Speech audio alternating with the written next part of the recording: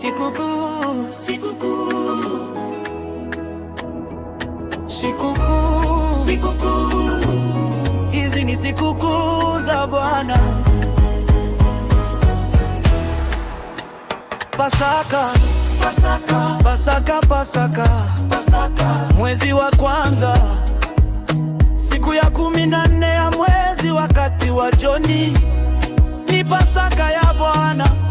Na siku ya 15 ya mwezi ule ule ni sikukuu kwa Bwana ya mkate usiotiwa chachu. Mtaila mikate isiyochachwa muda wa siku 7. Mfanye hivi kwa vizazi vyenu vyote hata milele, milele. Sikukuu,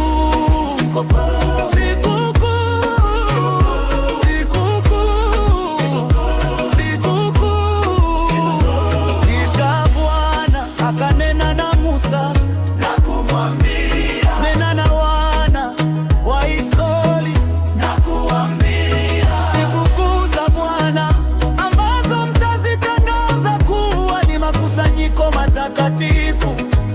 Hizi ni sikukuu zangu, sikukuu zangu, sikukuu. Sabato, Sabato, Sabato, Sabato. Mkafanya kazi siku 6, lakini siku ya 7 ni Sabato ya kustarehe kabisa, kusanyiko takatifu. Nisifanye kazi ya namna yoyote, ni Sabato kwa Bwana katika makao yenu yote. Pumzika, Sabato takatifu ya Mungu, maisha yako yote in Kristo.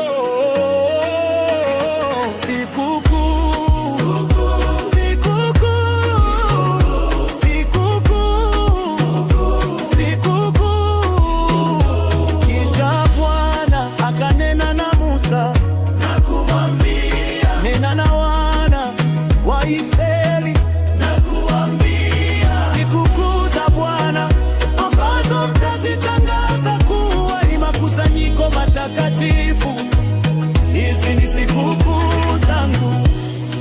Makambi, makambi, makambi, makambi, makambi, makambi. Kisha Bwana akanena na Musa na kumwambia, nena na wana wa Israeli uambie, siku ya 15 ya mwezi huo wa 7 ni sikukuu ya vibanda, muda wa siku 7. Siku ya kwanza kutakuwa na kusanyiko takatifu. Msifanye kazi yoyote ya utumishi, tukutane